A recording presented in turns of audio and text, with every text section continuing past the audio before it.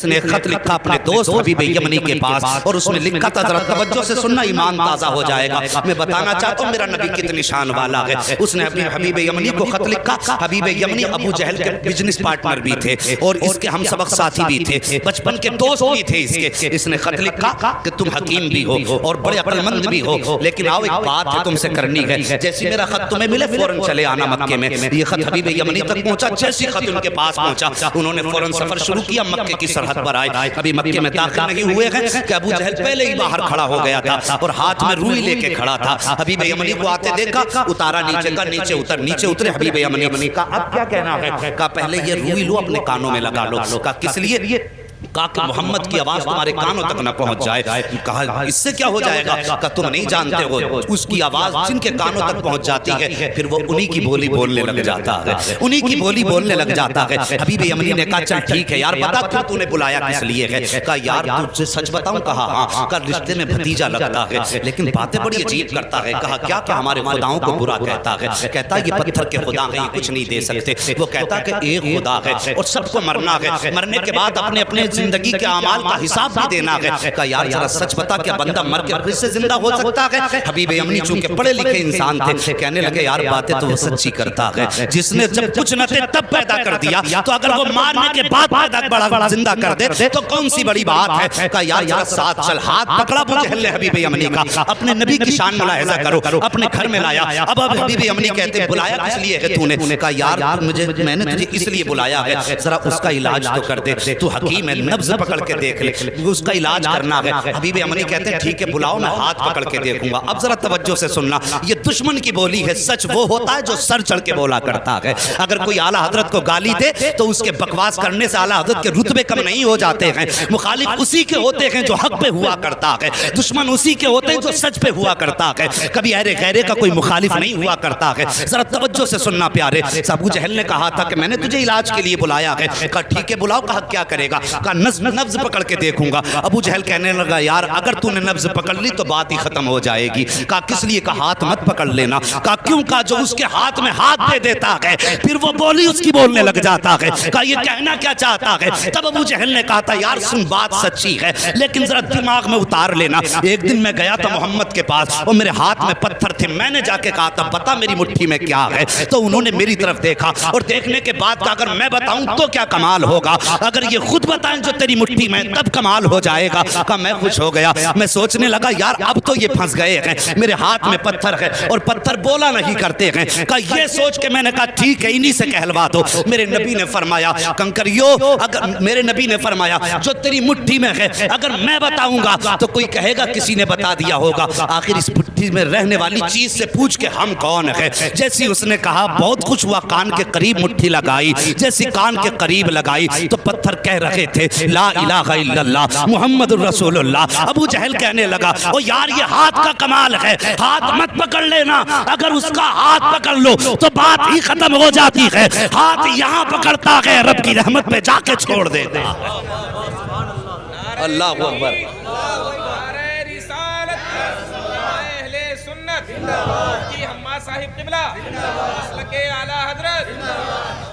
ہاں صاحب کہا کہ ہاتھ مت پکڑ لینا۔ کہا ٹھیک ہے پھر؟ کہا پھر اگر ہاتھ نہیں پکڑنا تو کم سے کم اس کی آنکھوں میں جھانک کے دیکھوں گا، آنکھوں کے ذریعے بھی بیماری کا پتہ چلتا ہے۔ یہ ڈاکٹر لوگ بیٹھے ہوئے ان سے پوچھئے آنکھوں کے ذریعے بیماری کا پتہ چلتا ہے، اور یہ علماء اکرام ہے بڑے بڑے علماء، ان سے پوچھئے کہ جادو اور آسیب کا پتہ بھی آنکھ سے چل جاتا ہے۔ تو کہنے لگے ٹھیک ہے پھر آنکھ میں جھانک کے دیکھوں گا۔ کہا اس کی آنکھوں میں آنکھیں مت ڈال دینا۔ کہا کس لیے؟ کہا اگر آنکھ سے آنکھ ٹکرا گئی تو کام ہی ختم ہو جاتا۔ یہ دشمن کہہ رہا کہ آنکھ میں آنکھ مت ڈال دینا۔ کہا پھر؟ کہا اگر آنکھ سے آنکھ ٹکرا گئی تو قصہ ہی ختم۔ کہا کیا ہو جاتا؟ کہا ایک بار بلال کی نظر پڑ گئی تھی محمد کے چہرے پہ، پورے مکے نے مارا، یہاں تک کہ جسم سے خون بہا، کھال جلائی، چربی پگھل کے جلی۔ میں نے کئی بار مار کے کہا تھا محمد کا دامن چھوڑ دے۔ کہنے لگا اس کی آنکھوں کا کمال یہ ہے کہ جب سے اس کی نظر محمد کی نظروں سے جا کے ٹکرائی ہے، دنیا کا ظلم ایک پلے میں، بلال کی ہمت ایک پلے میں، وہ دنیا چھوڑنے تیار ہے، محمد کو چھوڑنے تیار ہی نہیں ہوگا۔ بس آنکھیں بھی مت دیکھ لینا۔ تو کہا یار پھر بلایا کس لیے ہے؟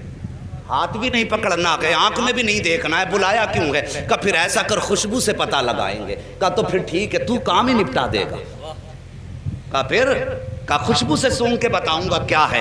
کہنے لگا اس کی خوشبو کی سونگنے کی ضرورت کیا ہے؟ پورا مکہ گواہ ہے، جس گلی سے گزر جاتا ہے 8 دن تک گلیاں مہکتی رہتی ہیں۔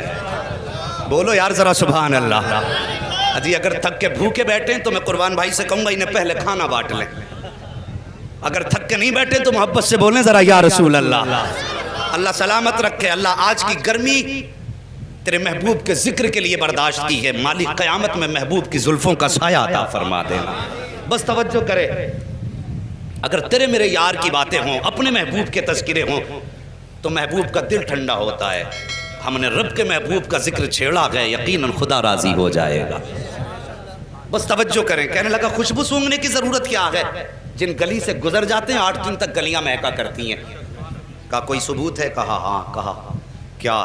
کہا گزار کے دیکھ لو اور آنے بھی دو، قدم رکھنے سے پہلے خوشبو گھر میں آ جائے گی۔ ایک دن میرے نبی نے نا اپنی زوجہ حضرت خدیجۃ الکبریٰ سے کہا تھا خدیجہ 25 سال ہو گئے میرے ساتھ، 25 سال میرے ساتھ ہو گئے تمہیں، لیکن کبھی محمد کو دروازہ بچانے کی ضرورت نہیں پڑی۔ سارے بولو صلی اللہ علیہ وسلم۔ کبھی دروازہ بجانے کی ضرورت نہیں پڑی۔ بتاؤ میرے آنے سے پہلے ہی جیسے قدم دروازے پہ آتا ہے تم دروازہ کھول دیتی ہو، کیسے پتہ لگاتی ہو؟ تو کہتی حضور آپ اپنے دروازے سے پہلے والے چوراہے پہ ہوتے ہیں، کہ آپ وہاں ہوتے ہیں، خوشبو آپ سے پہلے گھر کے اندر آ جایا کرتی ہے۔ امام احمد بن حنبل کے پاس ایک بزرگ آیا کہ کہنے لگے حضرت مجھے بیٹی کو رخصت کرنا ہے، بیٹی کو رخصت کرنا ہے۔ کہا پھر؟ کہا میری بیٹی پیدا ہوئی، مجھے بڑی خوشی ہوئی، میں نے منت مانگ لی تھی کہ اپنی بیٹی کو دنیا کی ساری چیز جہیز میں دینی ہے۔ حضور میں اس وقت امیر تھا لیکن اب بڑا غریب ہو گیا ہوں، میری یہ نظر پوری کیسے ہوگی؟ آپ نے فرمایا جا قرآن بیٹی کو جہیز میں دے دے، دنیا کی ساری دولت چلی جائے گی۔ حضور کی بارگاہ میں بزرگ آئے، عمر رسیدہ تھے، کہنے لگے حضور میں بیٹی کو رخصت کرنا چاہتا ہوں، حضور کوئی تحفہ آپ کی طرف سے ہو جائے۔ میرے نبی نے فرمایا جاؤ بیری کی لکڑی توڑ کے لاؤ۔ وہ ایک لکڑی توڑ کے لائے، حضور نے نا یوں، توجہ ہے اشکر بھائی، حضور نے یوں اپنے بازو سے رگڑی اور اس پہ سرکار کا پسینہ لگا اور فرمایا جاؤ یہ عطر اپنی بیٹی کے لگا دینا۔ کیا فرمایا؟ جاؤ یہ پسینہ میرا اپنی بیٹی کے لگا دینا۔ مورخین نے لکھا ہے لے کر کے گئے وہ پسینہ سرکار کا بیٹی کے لگایا، جب داماد آئے گھر کے اندر تو وہی پسینہ داماد کے لگایا۔ اللہ اکبر۔ مورخین اور محدثین فرماتے ہیں کہ ان میں تو خوشبو آتی رہی جب تک جیے، لیکن ان کی 7 پشتوں تک مصطفیٰ جان رحمت کی خوشبو آتی رہی تھی۔ اور امام قسطلانی جو سرکار کے 900 سال کے بعد پیدا ہوئے، آپ فرماتے ہیں جب میں اس گلی سے گزرا جس گلی میں وہ نسل آباد جس پر مصطفیٰ کا پسینہ لگا تھا، امام قسطلانی فرماتے ہیں 900 سال گزر گئے، 900 سال کے بعد ایک بچہ میرے سامنے سے گزرا، جب میرے آگے سے گزرا اس کے بدن سے مدینے والے محمد کی خوشبو آ رہی۔ کہنے لگا سونگ مت لینا ورنہ 7 پشتوں تک مہکتا رہے گا۔ کہا جی پھر تو ہو گیا کام۔ حبیب یمنی نے اٹھایا اپنا سامان اور چل دیے۔ بھائی کدھر جا رہے ہو؟ کہا علاج کا تو طریقہ ہی نہیں بچا، ہاتھ میں نہیں دیکھ سکتا، آنکھ میں نہیں جھانک سکتا، خوشبو میں نہیں سونگ سکتا، تو بتا پھر علاج کیسے کروں گا؟ بھائی راضی ہو جا، غصہ نہ ہو، ٹھنڈے دماغ سے ذرا کام لے، بیٹھنا ہم انتظام کر لیں گے۔ کہا پھر؟ کہا ملاقات کر لے۔ کہا ٹھیک ہے ملاقات کر لیتے ہیں۔ جگہ کا تعین، کدھر جانا؟ کہا ان کے ہاں تو نہیں جائیں گے، انہیں اپنے گھر بلا لیتے۔ توجہ کرنا، کیا کہا؟ انہیں اپنے، ذرا سارے کہہ دو، اپنے گھر بلا لیں گے، اپنے۔ کاش اللہ اس آمد کے صدقے میں آج بھی مصطفیٰ کی آمد ہو جائے، واللہ وہ سن لیں گے، فریاد کو پہنچیں گے، اتنا بھی تو ہو کوئی جو آ کرے دل سے۔ کہا گھر بلا لیتے۔ المختصر یہ فیصلہ ہو گیا، سرکار کی بارگاہ تک خبر پہنچی، اسلام کا ابتدائی دور ہے۔ کہا حضور آپ کو فلاں جگہ پہ آنا پڑے گا۔ ابو جہل جس کا لقب ہے، مشہور ہے دنیا میں لفظ ابو جہل سے، کیونکہ میرے نبی نے ایک بار ابو جہل کہہ دیا تھا، آج تک پوری دنیا ابو جہل کہہ رہی ہے، اور حضور نے ایک بار کہہ دیا تھا تمہارا نام ابو ہریرہ ہے، پوری دنیا سے نام بھولے بیٹھی ہے۔ حضور جو کہہ دیں وہی پتھر کی لکیر ہے۔ توجہ کیجئے۔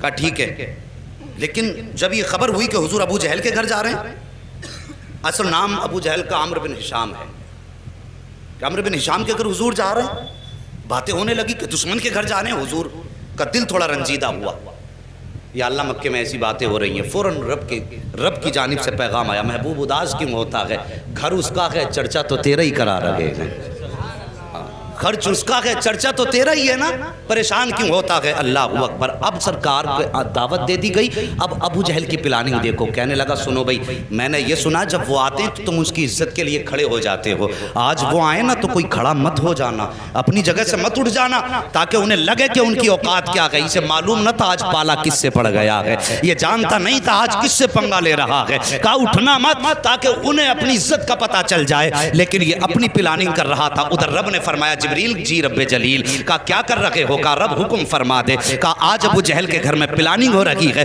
محبوب آئے تو پھر کسی کو اٹھنا نہیں ہے، کہا جاؤ فرشتوں کی جماعت ساتھ لے کے چلے جاؤ، اور جتنے بیٹھے ہیں نا ابو جہل عتبہ شیبہ بڑے بڑے دشمن، سب کے پیچھے جا کے ایک ایک فرشتہ کھڑا کر دو، جیسے محبوب پہنچے اور جو اٹھنا نہ چاہے جبریل تیری ذمہ داری ہے کان پکڑ کے اس کو سیدھا کھڑا کر دینا۔ آج بھی لوگ بھوکا کرتے ہیں کہ سلام کھڑے ہو کے کیوں پڑھتے ہو، قیام تعظیمی یہ رب کراتا ہے، اور قیام تعظیمی سے روکنا تمہارے باپ ابو جہل کا کام تھا، انہوں نے کہا کھڑا نہیں ہونا کسی کو بھی، اور رب نے فرمایا دیکھوں آج کون کھڑا نہیں ہوگا، محبوب میرا جسے میں چاہوں گا وہ کھڑا ہوگا، اللہ اکبر۔ جب نبی کو دشمنوں نے گھیرا ہے تب مدد کے لیے جبریل آئے ہیں، اس پہ کئی ساری روایتیں ہیں لیکن وقت کم ہے، میں اس کو بھی بتا کے چلتا، لیکن بس نبی کی شان سن لو، بات کر دی اس نے کہ کوئی اٹھ کے کھڑا مت ہونا، اللہ اکبر۔ ادھر میرے نبی ساتھ میں چند صحابہ ہیں، اسلام کا ابتدائی دور ہے، ابو جہل کی محفل میں بیٹھے ہوئے ہیں لوگ جماعت در جماعت، اس کے اپنے چاہنے والے بڑے بڑے کافر مکے کے بیٹھے تھے، اور یہ چاہتے تھے نبی کو ذلیل کرے معاذ اللہ، ان کی گردن جھکائیں، لیکن انہیں معلوم نہ تھا فانوس بن کے جس کی حفاظت ہوا کرے وہ شمع کیا بجھے جسے روشن خدا کرے، اللہ اکبر۔ وہ کیسے شرمندہ کر سکتے تھے جس کو کائنات کو جس کے قدموں سے عزت ملی ہو، اس کو کیسے ذلیل کیا جا سکتا ہے، میرے حضور نے قدم رکھا، ابو جہل نے عتبہ کے کونی ماری، عتبہ نے شیبہ کے کونی ماری، ایک دوسرے کے کونی مار کے کہنے لگے آ گئے اٹھ کے کھڑے مت ہو جانا، لیکن جیسی آئے نا حضور نے بھی دروازے پہ قدم رکھا تھا، پہلا قدم حضور نے اندر رکھا، ابو جہل نے سب کو دیکھا اٹھنا نہیں، جیسی کہا نا اٹھنا نہیں، ابو جہل کے پیچھے جبریل امین کھڑے تھے، سب سے پہلے ابو جہل کا کان پکڑا اور سیدھا کھڑا کر دیا، جب ابو جہل کھڑا ہوا عتبہ خود کھڑا ہو گیا، شیبہ خود کھڑا ہو گیا، دشمن خود بخود کھڑے ہو گئے، جب سب کے سب کھڑے ہو گئے میرے حضور نے اندر قدم رکھا، آئے عزت سے اپنی جگہ پہ بیٹھے، اور بیٹھنے کے بعد پھر پوری جماعت پہ ایک نگاہ ڈالی، جب نگاہ ڈالی ایک دوسرے کو تک رہے تھے، عتبہ شیبہ سے کہہ رہا تھا یار کیوں کھڑا ہو گیا، شیبہ عتبہ سے کہہ رہا تھا تو کیوں کھڑا ہوا، سب مل کے چودھری ابو جہل سے کہہ رہے تھے تم کیوں کھڑے ہو گئے، وہ کہہ رہا تھا یار مجھے خود نہیں پتا چلا میں کیسے کھڑا ہو گیا ہوں، میرے حضور بیٹھے ہیں، اور بیٹھنے کے بعد پھر میرے آقا نے فرمایا تھا چھوڑ دے اس کے کان، اتنا کہا نہ دھڑام سے ابو جہل نیچے گرا، جیسے نیچے گرا حبیب یمنی کہتے ہیں او حبیب یمنی نے کہا تھا ابو جہل پتا چل گیا ہے کہ سچا کون ہے جھوٹا کون ہے، تیرے کھڑے ہونے نے بتا دیا ہے کہ جھوٹا تو ہے، سچا رب نے محبوب کو بنا کے بھیجا ہے۔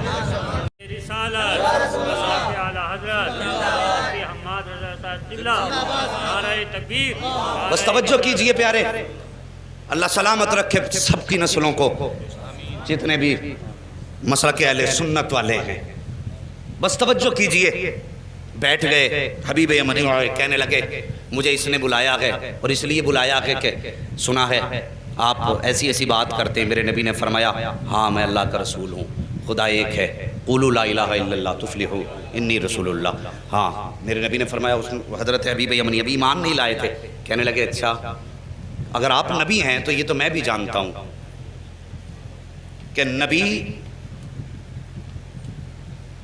جادوگر کا جادو آسمان پہ نہیں چلتا ہے، صرف زمین پہ چلتا ہے۔ اس کا دعویٰ یہ کہ آپ جادوگر ہیں، میرے نبی کے بارے میں کہنے لگے کہ ابو جہل کا دعویٰ یہ کہ آپ جادوگر ہیں، لیکن میں یہ جانتا ہوں کہ جادوگر کا جادو زمین پہ چلتا آسمان پہ نہیں، اور نبی وہ ہوتا ہے جو دل کے حال جانتا ہے۔ آج بد مذہب بدعقیدہ لوگ کہتے ہیں کہ حضور کو پیٹھ کے پیچھے کی خبر نہیں، حبیب یمنی ایمان لانے سے پہلے جانتے ہیں نبی وہ ہوتا ہے جو دل کی بات جانتا ہے۔ جو راز جانتا وہ نبی ہوتا. یہ حبیب یمنی کہہ رہے ہیں. کہتے حضور اس لیے میرے 2 سوال ہیں, 2 سوال یاد رکھنا.